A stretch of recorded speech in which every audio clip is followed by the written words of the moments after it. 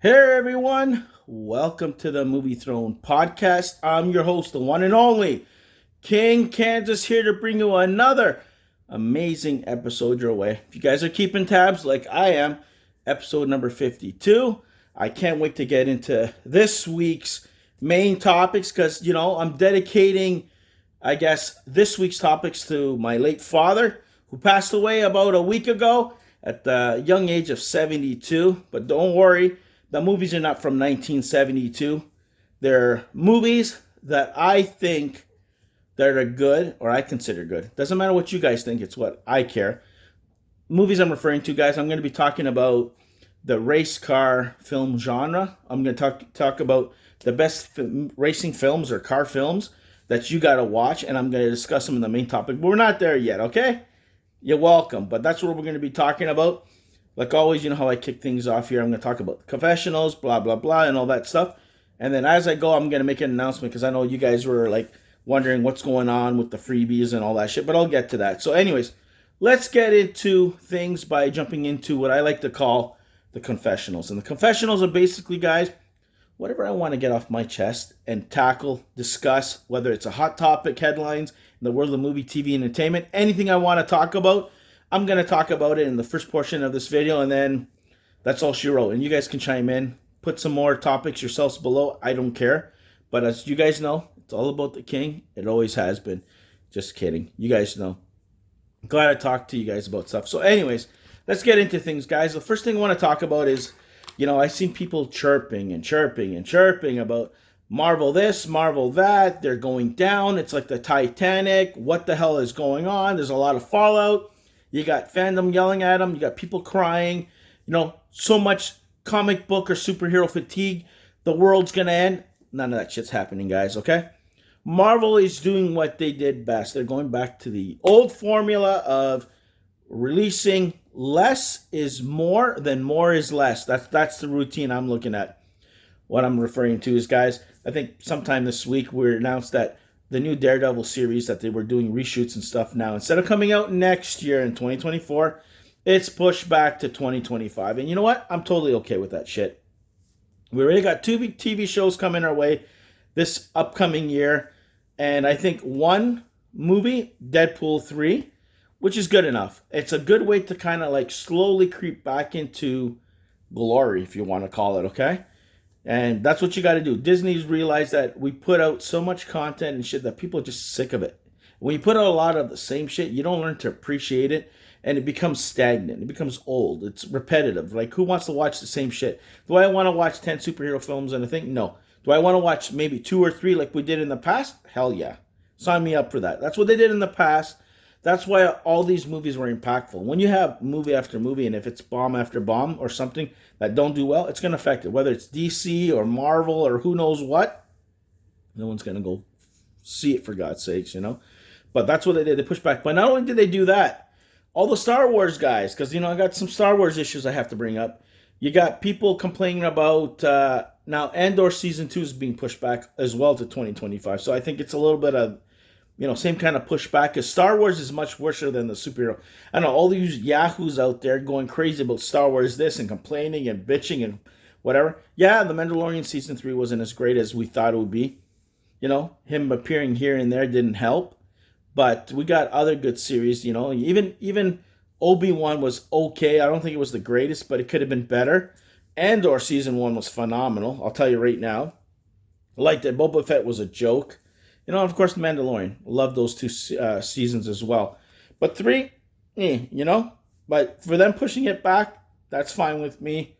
Like I said, a little bit out of sight. You grow fonder about when it comes out. You really appreciate it. Because there's a lot of shit coming out next year, even though I don't know how they're going to do it and shit like that. But you guys know they're apparently going to start shooting the new Star Wars film starring Daisy Ridley, Rey, in April. So I don't even know how the hell that's going to go down. So I don't know if that's going to be a continuation or whatever. I'm not going to complain to be or say that I'm a big Star Wars fan to know what's the ins and outs of everything and every detail. But it has potential, in my personal opinion. The new trilogy, yeah, it could have been better. It didn't meet a lot of people's expectations, but it was still entertaining. I'm not going to say it's the greatest. Like, you're never going to capture that magic like you did way back in the 80s or 70s when the original came out. Even the prequel trilogy, like the first one was okay, and then it kind of got wonky. Third one I like, you know, but like I said, it's even the Force Awakens was great. Then they fell off a little bit. The ending kind of threw us for a loop, and then the last one, forget it. You bring back certain characters, and that's what you do. Seriously, why bring them back at all? DC, come on. You had the Flash, same damn deal. Like I said, you don't throw people in just for novelty acts, but there's no substance behind it. What's the reason why they're coming back? Don't just put them because you're going to get millions of dollars, or you think you're going to get millions of dollars for people showing up to these damn things. But no, garbage. Who's doing it right is Godzilla. The way they got this Godzilla -1 that just came out, that apparently everybody's like, holy shit, it's like the old ones, and it might be the best Godzilla that we got in a while and shit. I don't know, I haven't seen it. But people have been liking it, with the low budget, whatever style and the way it was shooting and all this crap and the action and the movement and, gotta go back to basics, guys. A little more practical effects, less special effects, but have stories of substance. You can't just make shit just to make shit, because we're not going to pay for it. And especially the prices when you go to the theater, costs you an arm and a leg, The new trailer for Godzilla X Kong, the new one that came out, that was pretty cool to see Godzilla and Kong team up to kind of like go against whatever the hell it is. Look good. I really appreciate that. But that's what I mean. You got to do stuff like that, but put in the effort, man. That's what we're asking. When you give us the same crap and expecting us to like it over and over, ain't going to work. Transformers, that tells you everything, right? You saw what we got, the Rise of the Beast was like so. Like, I could care less of the Beast Wars, but I was expecting a little bit more. But at the same time, like, you got to do things better. Hopefully Transformer 1 that comes out, that animated prequel, whatever, because, I'm the biggest Transformer fan, ends up turning out to be decent, because I'm going to be real pissed off if it isn't. You got Thor voicing that and all that shit, Speaking about Thor, Chris Hemsworth, I also had a chance to watch Furiosa, Mad Max Saga, the prequel to the one we got with Charlize Theron. This one starts Chris Hemsworth and Anya Taylor-Joy as a younger version of Charlize's character Furiosa. It looked good. It's more of the same one that we got before. I just hope it's good, because you got Dune 2 coming out next year and all that crap. And I don't know when exactly this is coming out. Is it going to be around the same time? Is it going to cancel? I don't know. I'm excited about Dune 2, and I never liked the original. And I didn't even like the original Mad Max, to tell you the truth. But hey, it is what it is. And then, Amazon got us a little excited with the teaser of The Boys Season 4. That looked freaking cool. I've been dying to see this thing for the longest time, man. It's one of those series, when it's done, I'm going to pick it up on Blu-ray, because I got to do it justice that way. But, oh yeah, Homelander and shit like that, and the way things are building up with Butcher, and I'm telling you, it looks that damn good. I want to see what's going to happen with Huey, Starlight, The Deep, you name it, everybody. It looked good. That trailer was just enough to kind of get us, salivating at the mouth, saying, okay, what are we going to get next from these guys? Is it going to be any good? Is it going to be any bad? But whatever. I'm just damn excited about it. And, I don't know, guys. That's it. That's all I have to tackle this week. I'm pretty sure there's going to be more stuff with Fantastic Four and Marvel this or DC that and Superman this and whatever in the world of TV and entertainment. You guys go in the comment section below. Tell the king, did I miss anything? If I didn't, you want to talk about something, go in the comment section below. And I'll be more than glad to discuss or give my opinion on anything you guys bring up my way. So that's the confessionals for this week. So get that damn thing down. Now let's get to what we are all here for. The main topic, or the hot topic of this week. In this case, it's the best car, movies or car-based films that I like, that I think you guys got to check out, or maybe you didn't check out, or I think is some of the best. There's no particular order, but sure, I have some favorites and others and whatever. So I'm just going to go through, a short list of the ones I think that you guys might like, or, what I think are some of the best. Because, trust me, there's a lot, and there's a lot of crap out there, but I'm sticking to the ones that I think, if I recommend to you guys, that you're gonna agree with me that, hey, it probably make your top 5 list somewhere in the place or face of this earth or whatever, right? All right. The first one I want to talk about, which people seem to have forgotten very, very quickly, is The Transporter with Jason Statham. That came out in 2002, believe it or not. Even before the Fast and the Furious first film actually came out after. But the first time I watched that, the way it was shot, Jason Statham, come on, he's just driving a black BMW, just moving merchandise, and then it gets to the point that he has to do the same thing with a girl, and the girl gets into trouble, and then he has to protect her.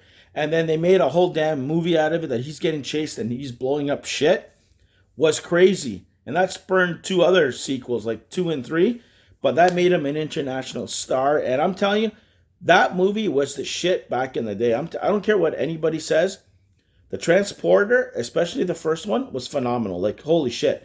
The action, the driving, the kung fu karate, martial arts in it. It was bonkers. Just the way it was shot. You couldn't believe that that movie didn't cost like 150 million. It was like very low budget. And I'm like, damn, this guy's got to be big. And then, yeah, he's been in everything since then. You know, some of the other movies I'm going to be mentioning too. At least 2 other movies in here that he was in there. You're like, okay, sure, you know. So that came out in 2002, The Transporter. The other thing I mentioned earlier was the Fast and the Furious with Vin Diesel and Paul Walker. They came out in 2001 with Jordana Brewster, Michelle Rodriguez, and stuff like that. I'm not an old or a new school kind of guy, you know, with the Civics that are souped up or the Supras and shit like that. I grew up, thanks to my old man, with muscle cars, the old Mustangs, the Challengers, the Oldsmobile Cutlasses, Recars, the Novas, Chevelles, real cars with balls, as they say, right? Gas, carbureted, whatever, you know. But I can tell you right now, for a movie that it was like that, with nitrous and shit like that, I was interested. It was like old school. And then when Vin Diesel comes out near the end and he brings his father's Challenger and the car just, boom, fucking sold. It was sold on the franchise until it kind of went down the, next couple two, in my personal opinion, and then it picked back up when The Rock came around 5.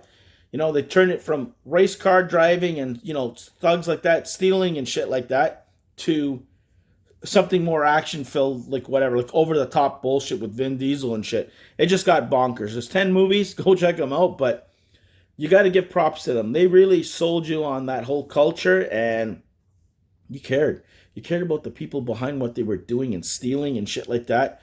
It was shot well. Those cars and the tricks, holy shit, like bananas. I couldn't believe what we were watching when we watched that. Like, they took car filming to a next level, drifting and shit. Everybody went bonkers for the next decade, in my personal opinion. Another one that's kind of like based on that is The Italian Job. It was a remake I'm talking about the remake with Mark Wahlberg, Charlize Theron, Donald Sutherland, Ed Norton as the bad guy, Jason Statham, told you he's in this one, and Seth Green. Italian Job, heist of stealing money and stuff like that from the rich and stuff, and the way it was shot, introducing the new Mini Coopers and the way they were using them, going up and down the stairs. The chase scenes on that, holy shit, like phenomenal, like practical effects. If you want to see a movie done right in a remake, yeah, watch that one. It was very simple. So he got screwed, went after the person for what he did to them, and they did it, But I'm telling you, it was very interesting. Even though you knew what the outcome was going to be, you still would glue to your set. And I'm telling you right now, one of Mark Wahlberg's best films he's done. Even if it's a remake. If the remake's done well, guys, trust me, something at some point will be done as a remake, and that's all she wrote. But The Italian Job with Ed Norton and Mark Wahlberg and Charlize Theron, holy shit. Like, if that doesn't sell you, I don't know what will. But it's one of those movies, if it's on TV, the King's watching it, and the old man also watched it too. Like, he could care less. But when you see shit like that and the cars moving the way they did, hey, it's a win-win situation, okay? And then we got Baby Driver, okay? I wasn't too big of that. That starts Ansel Elgort, Kevin Spacey, Fox, the Punisher himself, John Bernthal, Ham, Isaac Gonzalez, and Lily James. That was something different. A little kid, putting music, earphones on his head, helping these mobsters or to get away with stealing money from banks and all this shit was done well. And then, of course, turning on him and trying to get him because he wanted out or something like that was pretty cool. It wasn't something new that they didn't do before. It kind of felt like a little bit like a Wanted mixed with The Italian Job, but done differently. And it's, done from the perspective of this kid who's just doing it just to make a little couple of bucks, but then he wants out and they won't let him, kind of thing, and they need him for one more job. So, you can only imagine what you're getting, but it was interesting. It's one of the better ones that people say, what, okay, people talked a lot about it, and I'm like, I was late to the party to watch that, but for me, I didn't mind it. So, Baby Driver, okay. And from there, I'm going to transition into another movie, probably done a little bit better in 2011. It was Drive, starring Ryan Gosling, Carey Mulligan, Bryan Cranston, Oscar Isaacs, and Ron Perlman's even in it, and he's basically a stunt guy who does side jobs for people for hire, and then one job just goes over the top, and he's basically running for his life and trying to keep someone alive and shit. But Ryan Gosling, holy shit, I never knew he could act that way, and he did a phenomenal job. He was believable in the role, and Carey Mulligan was phenomenal in it too, like, it was well done, well written, and it's one of those films that a lot of people kind of push to the side, but Ryan Gosling, The Drive, was phenomenal. Like, if you guys haven't seen it, check it out for yourselves and get back in the comment section. Tell me what you guys thought. Seriously, you got Ryan Gosling and Barbie. If you want to go see him in that, you can go see him in this. Trust me. And you got, come on, Bryan Cranston, Oscar Isaacs, Ron Perlman, Ryan Gosling, Carey Mulligan. Go watch it. Get back to the king. Okay. Then I'm going to take you back through time. Okay? Before I get to my last two, I'm going to talk about my boy, my buddy, Tom Cruise's Days of Thunder, okay? That came out in 1990. Holy shit. The king was a little young lad then. With Tom Cruise, Robert Duvall, Nicole Kidman, his first wife, Carl Hughes, and Michael Rooker, He played the antagonist in there. It was him against him. They were fighting for the top spot. I don't like NASCAR racing whatsoever, but it kind of gave you a unique take of what goes on in that world. And they did it to the 9th level. He's racing fucking cars, pardon my language, in there, going around the tracks, how they pit stop, and how people get excited about cars going around and don't in circles and for laps and laps and laps and whatever. But they took a character who's trying to make his way up, Tom Cruise, to go after Michael Rooker, and just a friendly competition, even with the wheelchairs that are fighting each other, getting out of a big accident there on the racetrack. They're racing each other with the wheelchair, and having that being competitive was crazy. And then, things work out and whatever. But it was such a good film at the time. And the way they shot that and the noise, you put that in your Blu-ray player or whatever, and the whole ground shakes. It was done so well. One of my favorites, and I think a lot of people's favorites too, especially if you grew up in the 1990s. That was the racing shit movie ever, And trust me, I'm going to be leaving a lot of other movies off the list that I could be mentioning and stuff, but I'm pretty sure you'll chime in below and tell me. So these are just movies that I believe that you got to watch, especially if you're a big car guy like I am and my old man was. Boom, The next one I wanted to talk about, and I'm all about the history of this. You got Lamborghini and all that shit.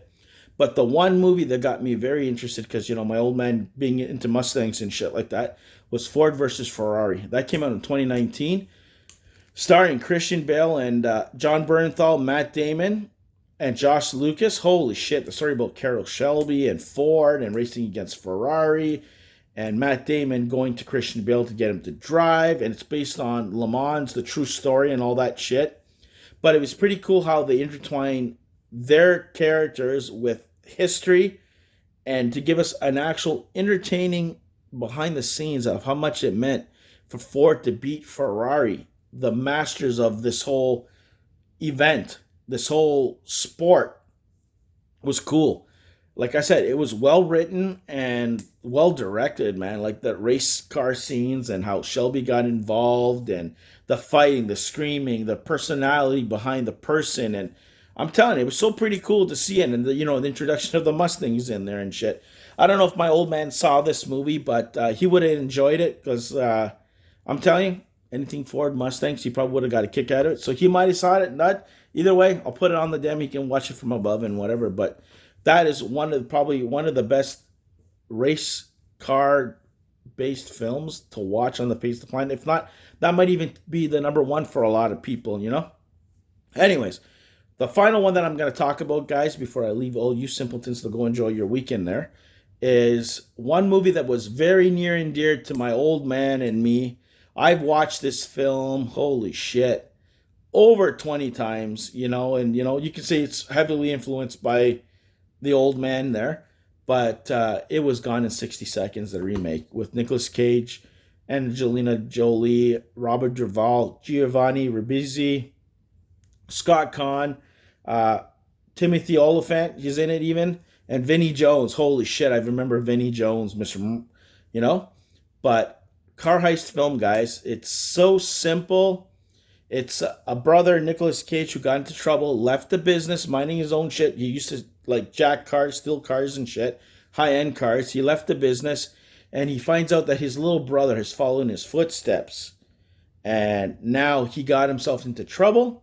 So now they're trying to enlist Nicolas Cage to come back to not only help his brother out to steal these cars, but also to steal the one car that he loves more in the world that has eluded him, is Eleanor. And Eleanor is a 1967 GT 500 King of the Road, I guess you want to call it, fastback Mustang. And holy shit, my old man loved this film because he had a red one like it. Not exactly souped up to become a Shelby, but a GT one. And holy shit, with red stripes, 475 horsepower. And oh my God, just the sound of the car. And to see him race in the city streets to try and chase him, to stop him. I'm probably going to watch it at some time, probably in the weekend anyway, so probably when I get off this video. Just want to watch it one more time. Came out in 2000, man. 23 years ago, guys. Holy crap, that's a while. King was a young lad, way young lad, but it just, like I said, for me, it has sentimental value, meaning. The movie's good. Like, for a car film, they're stealing new cars, old cars, and the way they do it, the way they plan. The car chase scene, then you see him leap over on the bridge with the Mustang, and it's a slow-mo, and holy shit. Comedy, seriousness, doing it for his brother, the action, holy shit. I'm telling you, it has everything you need in this film and more. And for me, it's my number one, just because of those reasons. For you, you might have it down on your list or whatever, but that was the one particular film that stands out to me the most because of sentimental value, and it's just a damn good film. And if you like Mustangs and shit, it's the cream of the crop kind of movie. Like, I was always waiting for a sequel, just in case it will be another one with Nicolas Cage. Hopefully one of those 4 movies left that he has in him that he says can be able to do a sequel to this, but it is one of those movies, like, holy crap. I can watch that, like, night and day, all the time. I think I just picked it up again on Blu-ray, for God's sakes, because my old copy was scratched up because I lent it to someone and they use it as a coaster. But anyways, I'm over it. So there you go, guys. That's my best car-based films list. You guys can chime in the comment section. Let the King know what you guys thought. What do you think? Did you like it? Did you like any of these things? Did I forget any that the King forgot? But trust me, I probably know about all the ones that I left off the list, but these are some of the ones that I think you have to see. If you're a car guy like the King and his old man was, you got to check this out for yourself. So, go check that out yourself, and that's the main topic. And one more thing, guys, before the King leaves. I know, I think the last several videos, if you've been watching us on our YouTube channel, the King got a couple of digital copies on his hand. One was the Equalizer and Indiana Jones. Those are the 2 that I have up for grabs. There's only one digital code for both. So what I'm going to do things differently. I want you guys to go in the comment section below and tell me why you guys deserve that free digital code. I need you to subscribe to the channel. So I'm going to check and see if you guys have done that. You have to tell me why you believe you deserve either or maybe both. I don't know. If you guys tell me something that, is a little heartwarming, that, and it breaks the King, maybe the King will give you both. But tell me in the comment section below, and I'll pick personally a person. I'll contact you through your Instagram or your YouTube channel, and then I'll give you my email, and then I'll send you the digital code your way, and that's how I'll declare the winner moving forward. So anything I get in the future, that's how I'm going to do it from now on. So there'll be those 2 digital codes, the Equalizer and Indiana Jones, right there. Tell me why the King should bestow upon you those digital codes, why you guys deserve it. And then the King will make the ultimate decision, and he'll hand them out. So there you go, guys. So that's it. I'm done for this week. I hope you guys like this podcast episode of the Movie Throne. Like, share, and subscribe. Check out my other videos, my reviews, you name it, the works. Indiana Jones, that'll probably be up. If it's not up before this video, it might be after, So check that out for yourself. Check out my other reviews, you name it, the works. You know the drill, guys. I don't have to tell you. So until next time, be the hell good. Stay off the king's throne, and I'll see you where? Right here on YouTube land. Take it easy, guys.